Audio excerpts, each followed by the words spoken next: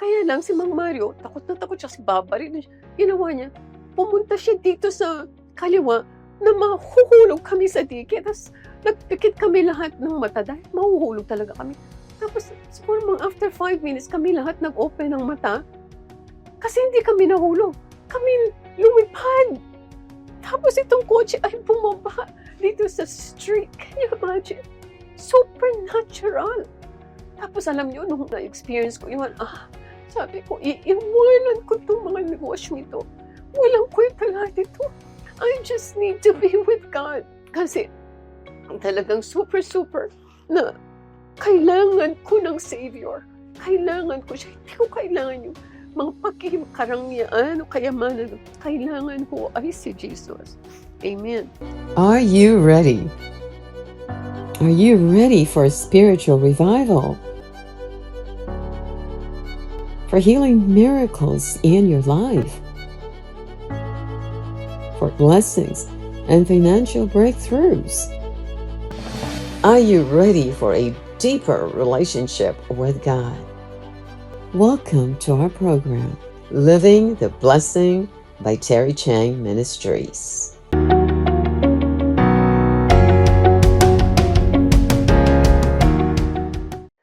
Why?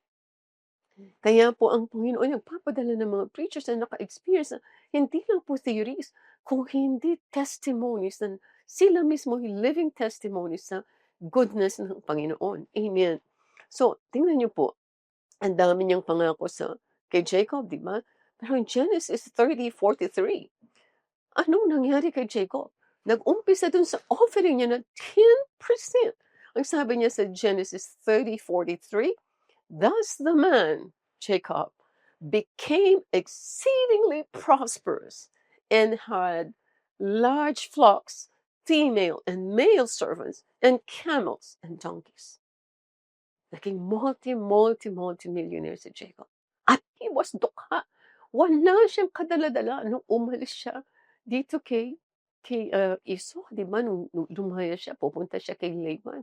Pero talagang pinrosper siya ni God more than he could even imagine possible.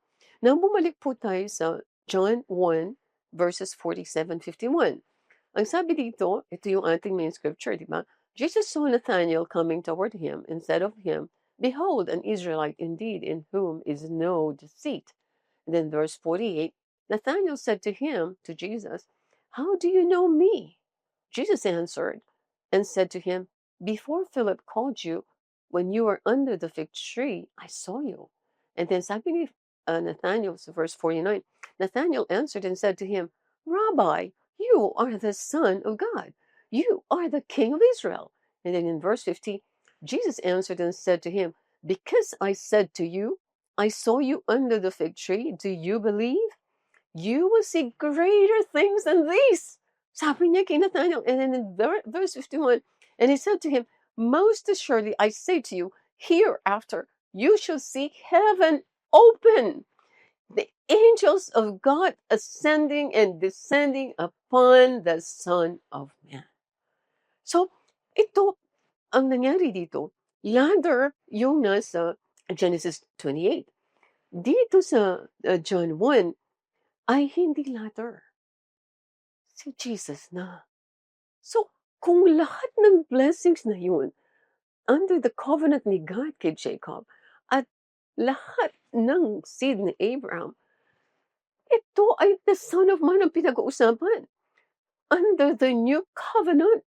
So, yung nangyari sa ating mga patriarchs in the Old Testament, walang sinabi sa mga plano, sa mga binigay na ni Jesus sa atin dito sa new covenant. Because ito lang si Jesus. And all we need is a revelation. Amen. Paano? Diba? So, pupunta po tayo kasi dinivide ko to into part 1. So, nandito tayo sa part 2. Gusto ko lamang, since pinag-uusapan dito mga angels, at sinasabi very clearly dito na ang mga angels are the carriers. Sa Luke 9:10, for example, pinag-uusapan natin dito, ano ba ang trabaho talaga ng mga anghel? Bakit nandito sila? So Jesus speaks of angels ascending and descending on the Son of Man. So Jesus identifies himself as the ladder or the connection between the heavenly realm in the earthly realm. So babagsak ang heaven, pupunta dito sa earth. So lahat ng blessing, syempre kasama. When we receive Jesus Christ as our Lord and Savior, nangyari po yan. We receive Jesus Christ, we receive the Holy Spirit, and with the Holy Spirit comes His supernatural power. Because of the supernatural power, wala nang imposible sa atin. And then, sinasabi, the phrase ascending and descending on the Son of Man symbolizes the constant interaction between God and humanity. So, ang sinasabi dito, literally, ito yung sinasabi, ang gumagawa, ang kino-commission ni Jesus para gawin ang dapat gawin ng mga tao dito sa lupa. Mga anak niya, I'm referring to the believers kasi hindi gagawin ito ng mga angels sa mga unbelievers, only to the believers. Sabi niya, sila ang identified as messengers and facilitators of divine blessings and earthly aspirations. So ang mga angels, they play a very, very important role on this earth. So, tingnan po natin, like for example, dito sa Luke, sabi niya, He has shown strength with His arm. He has carried the proud in the imagination of their hearts. So this reinforces the idea that Jesus is the Savior. So babalik ko lang po itong ating Savior. Sinasabi niya, talagang si Jesus ay wala nang mas lalakas pa sa Kanya. Si Jesus ang ating Savior. Sinasabi niya, Savior, ano bang Savior? Kung ano man ang nararanasan mo ngayon. Meron kang mga sakit, meron kang utang, o hiwalay ka sa asawa mo at gusto mo bumalik sa asawa, ang negosyo mo bumabagsak, gusto mo hindi siya ma-bankrupt, o yung church mo hindi lumalaki, or gusto natin magpakalawak, ma-enhance pa, talagang mag-multiply ang ating church. Kailangan talaga natin si Jesus because He is our Savior. In Hebrews 1:14, ito yung sinasabi tungkol sa mga angels. Are they not all ministering spirits sent forth to minister for those who will inherit salvation? Oh, so very clearly, sabi niya, ang mga angels are ministers. They're ministering spirits. At sino ang aasikasuhin nila? Sino ang tutulungan nila? Sino ang paggagalingin nila? Sino ang gagawa nila ng paraan sa kanilang mga problema para maayos? Sabi niya, they're sent forth to minister for those who will inherit salvation. Sino yung mga mag-i-inherit ng salvation? Tayo. In fact, tayo nag-inherit na ng salvation, and that's why angels are already or should be at work in our lives right now. Kaya lang, marami sa atin, hindi nila alam anong gagawin sa mga anghel na yan. Kay mga anghel nakaganyan lang. Walang ginagawa. Okay, tingnan po natin. Sa Matthew 4:11, ang sabi niya, Then the devil left Jesus, and behold, angels came and ministered to him. So tingnan mo, si Jesus was God, di ba? Bumaba siya dito, of course, naging tao siya. But even Jesus, who was God, the angels ministered to him. So ganyan ka-importante ang role ng angels. They ministered to Jesus, so they ministered to us. Napaka-importante po. Exodus 23 verse 20, Behold, I sent an angel before you to keep you in the way and to bring you into the place which I have prepared. Gosh, ang angels pala ang inassign ni God para tayo ma-fulfill natin ang calling. Para hindi na tayo nagkakamali sa ating mga ginagawa, para ma-expedite yung mga plano ng Panginoon sa atin. Yung mga preparations natin maging perfect, maging talagang consistent, maging concise. Ang mga angels ang pinapadala ni Lord. So, they help us to fulfill our calling. In Acts 12 verses 5 to 11, medyo mahaba-haba po, tungkol kay Peter, sabi niya dito, Peter was therefore kept in prison, but constant prayer was offered to God for him by the church. So napaka-importante yung ginagawa niyo, Pastora Malu, na nagpipray tayo for each other. Kasi dito na kumikilos ang mga anghel. And when Herod was about to bring him out, si Peter to nakakulong. That night Peter was sleeping, bound with two chains between two soldiers, and the guards before the door were keeping the prison. Now behold, an angel of the Lord stood by him, and a light shone in the prison, and he struck Peter on the side and raised him up, saying, Arise quickly. And his chains fell off his hands. Anong ginawa? Ang anghel, po yung tagiliran niya na ganoon. Tapos nalaglag yung mga chains. So, ang angel, tayo pala ay kayang gawin ng angel ang mga bagay na ito. Minsan hindi siguro natin nare-realize, pero talagang nagtatrabaho yung mga hell for us. Not because you prayed, o kasi minsan di ka naman nagpe-pray dahil di mo naman naintindihan kung anong role ng angels, but maybe your pastor Mulu prayed for you. Kaya ka biglang may nangyaring ganyan na protektahan ka. Then the angel said to him, "Gird yourself and tie on your sandals." And so he did. And he said to him, "Put on your garment and follow me."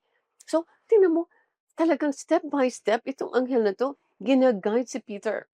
So he went out and followed him and did not know that what was done by the angel was real, but thought he was seeing a vision. Akala niya hindi totoo, akala niya vision lang. When they were past the first and the second guard post, they came to the iron gate that leads to the city, which opened to them, and they went out and went down one street, and immediately an angel departed from him. So tapos na yung role ng angel. So umalis na siya kay Peter. And when Peter had come to himself, he said, "Now I know for certain that the Lord has sent his angel and has delivered me from the hand of Herod and from all the expectation of the Jewish people." So, ginagawa yan ng anghel. Kung ginawa yan kay Peter, ginagawa yan sa atin. Dapat gawin nila yan sa atin because they were commissioned to do that.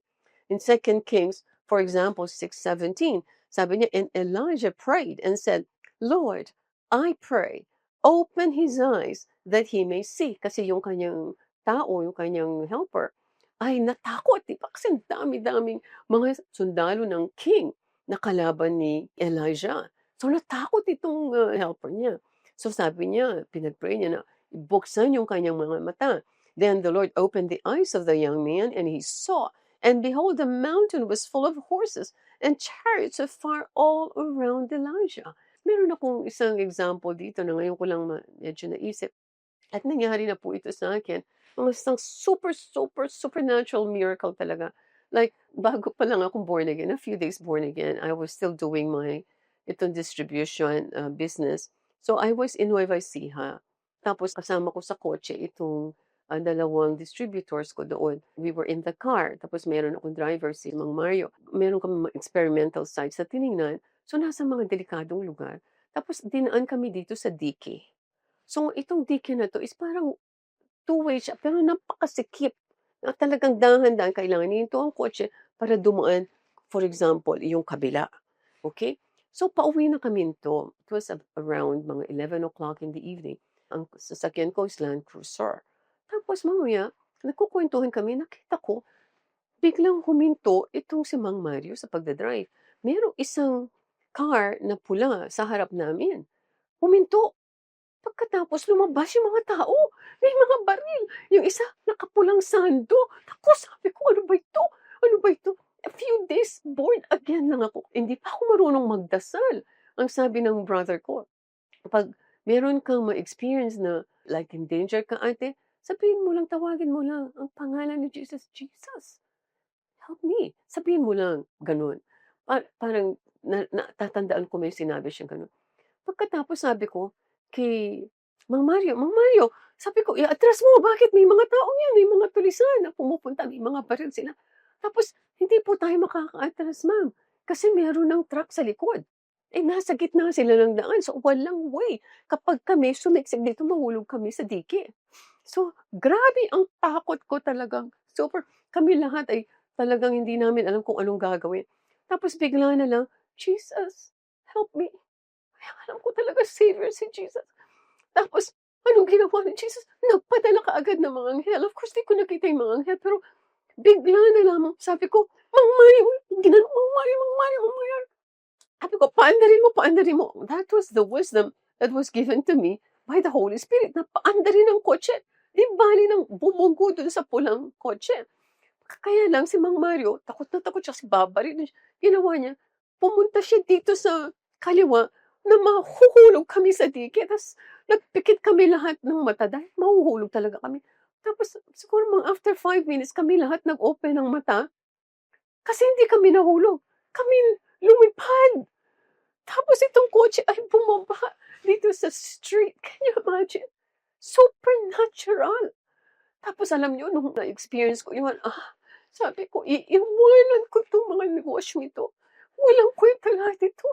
I just need to be with God. Kasi talagang super, super na kailangan ko ng Savior. Kailangan ko siya. Hindi ko kailangan yung mga karangyaan o kayamanan, kailangan ko ay si Jesus. Amen. So anyway, sabi po nito sa Daniel 6:22, "My God sent his angel and shut the lions' mouths," 'di ba? "So that they have not hurt me, because I was found innocent before him, and also, King, I have done no wrong before you." Actually, itong angel na 'to ay si Jesus mismo. At siya ay tinatawag na angel of God sa Old Testament. So since Jesus was present in the Old Testament, in every book in the Bible, in the Old Testament, Jesus was present. At in fact, kita siya na siya ay angel of God. Okay, so babalik po tayo dito pupunta tayo sa part 2. So ito po yung mga bagay na dapat nating malaman tungkol sa mga anghel very, very quickly. Ang angels were created by God to live forever. They do not grow old and die. Hindi sila mamamatay. They are eternal, non-mortal beings. Sa Revelation 4:9, sabi nito, "Whenever the living creatures give glory and honor and thanks to Jesus, who sits on the throne, who lives forever and ever." So yung mga anghel, they live forever and ever. Number 2, angels do not share in human institutions such as marriage. Walang kasal dyan, wala silang asawa. Matthew 22:30, "For in the resurrection they neither marry nor are given in marriage, but are like angels of God in heaven." Number 3, angels can take on physical form. They are spiritual beings. Sabi niya sa Hebrews 13, "Do not forget to entertain strangers, for by so doing, some have unwittingly entertained angels." Naku, nung nabasa ko 'to, naku, lahat ng tao ay mahal ko. Halimbawa, may humingi sa akin, talagang bibigyan ko. Of course, there were times na sinabi ni Lord, "Wag mong bibigyan yan kasi may tinuturuan ako." Natutunan kong paka-angel yan. Amen. Number 4, angels dwell in heaven with God. Angels never have lived on earth and never have been subject to the fall in the same way that human beings are. In other words, ang angels, meron tayong mga guardian angels, pumupunta sila dito sa earth, but they live in heaven. Kasi split second lang, nandito na sila. Because they're spirit beings. And yung mga glorified bodies, yung spirito sila. Within less than a second, nandyan sila sa harap mo pag tinawag mo sila. Okay, Matthew 18:10, "Take heed that you do not despise one of these little ones, for I say to you that in heaven their angels always see the face of my Father who is in heaven." So nakatira sila sa heaven. Sabi niya dito, "The angels always see the face of my Father who is in heaven." Okay, number 5, angels do not have sinful natures. They are not guilty of sin, rebellion, and death. So, hindi sila masama. Mabuti sila holy. Matthew 25:31, "When the Son of Man comes in his glory, and all the holy angels with him." So holy sila. "Then he was set on the throne of his glory." Number 6, all angels worship God. But when he again brings the firstborn into the world, he says, "Let all the angels of God worship Jesus." So lahat sila nag-worship. And there are angels, number 7, who worship God non-stop, as in 24/7. Walang tigil ang kaka-worship 24/7. Revelation 4, verses 6 to 9, ang sabi dito, "Before the throne there was a sea of glass like crystal, and in the midst of the throne and around the throne were 4 living creatures full of eyes in front and in back." So ito yung apat yung mukha niya. The 4 living creatures, each having 6 wings, were full of eyes around and within, and they do not rest. They do not rest day or night, saying, "Holy, holy, holy, Lord God Almighty." Para yung pang-worship natin kanina, ganyan-ganyan. Talaga ganyan-ganyan, who was and is to come. So whenever the living creatures give glory and honor and thanks to him who sits on the throne, who lives forever and ever.